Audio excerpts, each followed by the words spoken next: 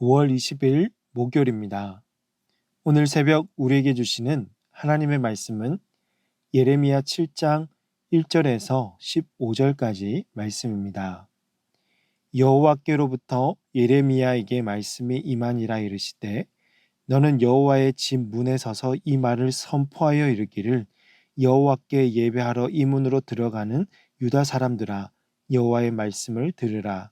만군의 여호와 이스라엘의 하나님께서 이와 같이 말씀하시되 너희 길과 행위를 바르게 하라. 그리하면 내가 너희로 이곳에 살게 하리라. 너희는 이것이 여호와의 성전이라 여호와의 성전이라 여호와의 성전이라 하는 거짓말을 믿지 말라. 너희가 만일 길과 행위를 참으로 바르게 하여 이웃들 사이에 정의를 행하며 이방인과 고아와 과부를 압제하지 아니하며 무죄한 자의 피를 이곳에서 흘리지 아니하며 다른 신들 뒤를 따라 화를 자초하지 아니하면 내가 너희를 이곳에 살게 하리니 곧 너희 조상에게 영원 무궁토록 준 땅이니라. 보라 너희가 무익한 거짓말을 의존하는도다. 너희가 도둑질하며 살인하며 간음하며 거짓 맹세하며 바알에게 분향하며 너희가 알지 못하는 다른 신들을 따르면서 내 이름으로 일컬음을 받는 이 집에 들어와서 내 앞에 서서 말하기를 우리가 구원을 얻었나이다 하느냐. 이는 이 모든 가증한 일을 행하려 함이로다. 내 이름으로 일컬음을 받는 이 집이 너희 눈에는 도둑의 소굴로 보이느냐. 보라 나 곧 내가 그것을 보았노라. 여호와의 말씀이니라. 너희는 내가 처음으로 내 이름을 둔 처소 실로에 가서 내 백성 이스라엘의 악에 대하여 내가 어떻게 행하였는지를 보라. 여호와의 말씀이니라. 이제 너희가 그 모든 일을 행하였으며 내가 너희에게 말하되 새벽부터 부지런히 말하여도 듣지 아니하였고 너희를 불러도 대답하지 아니하였느니라. 그러므로 내가 실로에 행한 같이 너희가 신뢰하는 바 내 이름으로 일컬음을 받는 이 집 곧 너희와 너희 조상들에게 준 이곳에 행하겠고 내가 너희 모든 형제 곧 에브라임 온 자손을 쫓아낸 것 같이 내 앞에서 너희를 쫓아내리라 하셨다 할지니라. 아멘. 우리가 선지서를 읽다 보면 선지자들의 특징이 있습니다. 그 특징은요, 하나님의 말씀을 반복적으로 선포한다는 것입니다. 특별히 하나님의 심판을 백성들에게 자주 예언하는 것이죠. 그래서 최근에 매일 예레미야서를 묵상하다 보면 어제도 심판이고 오늘도 심판이고 또 내일도 심판이고 이렇게 반복되는 느낌을 받으면서 때론 지루할 때도 있지 않습니까? 그러나 사랑하는 성도 여러분, 이럴 때도 분명한 하나님의 뜻이 있습니다. 심판을 반복해서 예언하다 보면 하나님의 심판이 백성들이 말을 안 듣는다고 해서 즉각적으로 임한 것이 아니라 사전에 선지자들을 통해서 분명한 경고가 있었다라는 것을 알 수 있는 거죠.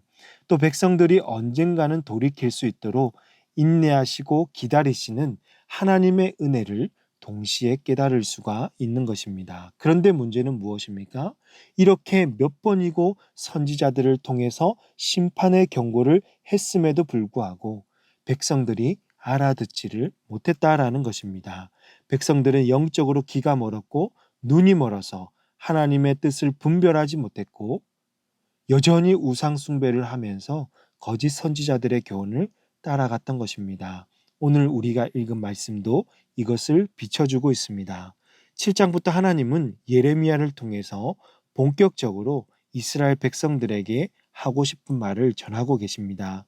2절에 보니까 지금 이때는 이스라엘 백성들이 하나님을 예배하기 위해서 예루살렘 성전으로 모이는 시기였습니다.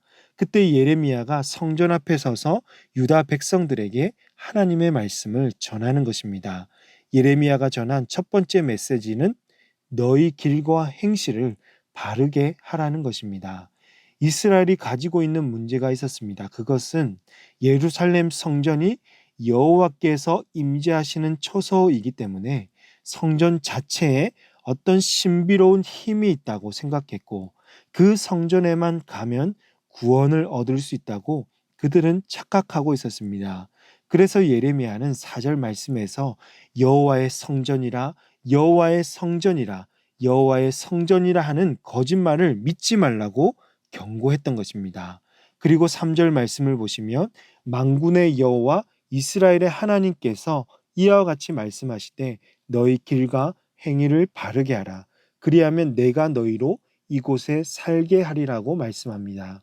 형식적이고 상과 행위가 죽은 신앙을 벗어버리고 너희 길과 행위를 바르게 하라고. 그러면 이 성전에서 살게 하겠다고 전하고 있는 것입니다. 여기서 길과 행위를 바르게 하라는 말씀은 하나님을 사랑하고 그 사랑을 일상 속에서 다른 사람들에게 흘려보내 나의 유익이 아니라 다른 사람들의 유익을 위해서 살라는 것이었습니다. 이를 위한 실천 사항은 5절 이하에 기록되어 있는데요. 이웃들 사이에 정의를 행하며 또 6절에서 이방인과 고아와 과부를 압제하지 아니하며 무죄한 자의 피를 이곳에서 흘리지 아니하며 다른 신들 뒤를 따라 화를 자초하지 아니하는 것이었습니다. 이것을 지켜 행했을 때 하나님은 유다 백성들을 멸망시키지 않으시고 예루살렘에서 살게 해주시겠다고, 이 땅은 너희 조상 아브라함에게 약속하셨던 땅이었다는 것을 말씀하고 계시는 것입니다. 예레미야가 전한 두 번째 메시지는 그들의 잘못된 성정관 때문에 하나님의 율법을 다 어겼다라는 것입니다. 8절을 보시면 보라 너희가 무익한 거짓말을 의존하는도다라고 말씀하고 있죠. 여기서 무익한 거짓말이 무엇입니까? 바로 여호와의 성전이 자신들을 구할 수 있다는 것이죠.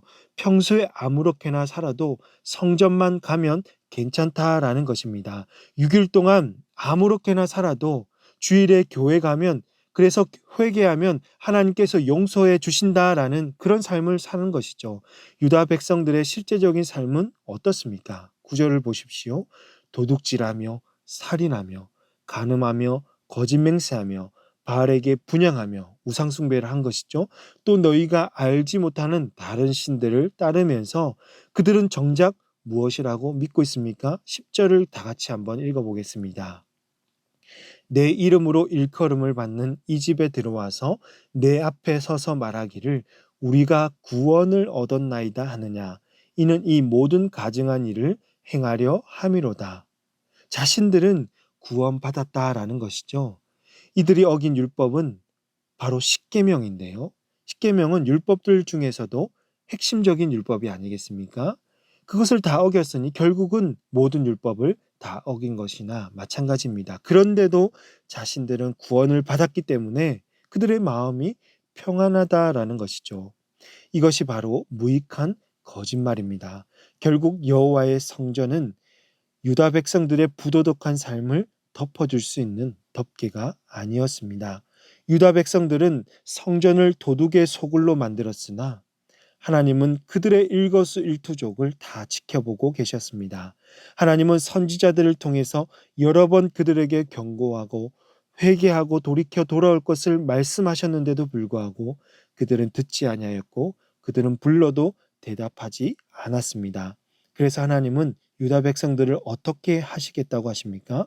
14절에서 실로의 행함같이 곧 실로의 언약궤를 블레셋 사람들에게 빼앗기게 한 것처럼 이 성전도 빼앗기게 할 것이고 백성들도 이곳에서 다 쫓겨나게 하실 것이라고 경고하셨던 것입니다. 사랑하는 성도 여러분, 오늘 이 말씀을 통해서 우리에게 어떤 깨달음을 주고 계십니까? 첫 번째로 종교적인 행위를 벗어버리고 삶과 행실이 바탕이 된 바른 신앙을 세워가라는 것입니다. 어떤 성도들은 주일에는 예배당에 단정한 차림으로 와서 거룩하고 경건한 모습으로 예배 드리는 것처럼 보이지요. 그러나 무섭게도 그들이 교회 문턱만 벗어나면 거룩하고 경건한 모습은 온데간데 사라지고 세상의 가치관에 따라서 자기 중심적으로 자기 유익을 위해서 살아가는 것입니다. 가정과 일터에서 전혀 하나님을 예배하지 않고 그곳에서 하나님을 찾지 않습니다. 말씀 따라 살기 위해서 애를 쓰지도 않고 기도도 하지 않는, 한마디로 경건한 삶이 전혀 없는 것입니다. 그러면서도 삶 속에서 평안을 느끼고 또 주일에 와서 예배 드리면서 은혜 받았다고 하는 것은 이게 바로 무익한 거짓말이 되는 것이죠. 사랑하는 성도 여러분, 주일에 하나님과 월요일부터 토요일에 하나님의 간격이 좁아져야 합니다. 주일 예배와 여러분의 삶의 예배가 동떨어지면 안 되고 같아야 하는 것이죠. 주일에 만난 하나님이 우리의 삶 속에서 만난 하나님이어야 하고 6일을 살면서 받은 은혜와 감사를 주일 예배를 통해서 하나님께 감사하고 찬양하며 고백해야 하는 것입니다. 그러므로 우리의 삶이 예배가 되길 원합니다. 우리의 예배가 우리의 삶이 되기를 원합니다. 예배와 삶이 항상 일치하기 위해서 하나님을 사랑하고 그의 말씀에 언제나 순종하며 하나님께서 진정으로 기뻐하시는 삶을 살아가시는 저와 여러분이 되시기를 주님의 이름으로 축복합니다. 두 번째로 자신의 유익이 아닌 이웃의 유익을 위해서 삶을 헌신하라는 것입니다. 하나님께서 유다 백성들에게 요구하시는 의로운 삶은 이웃에게 정의를 행하며 이방인과 고아와 과부를 돌보며 무죄한 자의 피를 흘리지 않게 하는 것이었습니다. 한마디로 연약하고 도움이 필요한 자들과 항상 함께하고 그들에게 하나님의 사랑을 흘려보내는 삶을 사는 것입니다. 이것이 길과 행위를 바르게 하는 삶이었던 것이죠. 이처럼 우리가 이웃을 위해서 살아갈 때 하나님께서 약속을 끝까지 이행하시고 우리의 살 길을 열어주셔서 하나님의 복이 우리에게 임할 뿐만 아니라 이웃들과 더불어 형통하는 은혜가 우리 삶에 넘치게 될 줄로 믿습니다. 이 믿음을 가지시고 오늘도 우리 주변을 돌아보셔서 여러분의 섬김과 헌신을 통해서 또 한 영혼이 삶의 이유를 발견하고 주님께로 나아가서 주님을 예배하고 주님을 아는 기쁨을 누릴 수 있으시기를 주님의 이름으로 축복합니다. 기도하시겠습니다. 하나님 아버지, 날마다 말씀으로 우리를 깨우쳐 주시고 기도하는 중에 주님의 음성을 들려주시니 감사합니다. 말씀과 기도가 우리 삶의 양식이 되어서 우리의 영혼이 튼튼해지고 우리 삶의 나침반이 되게 하여 주시옵소서.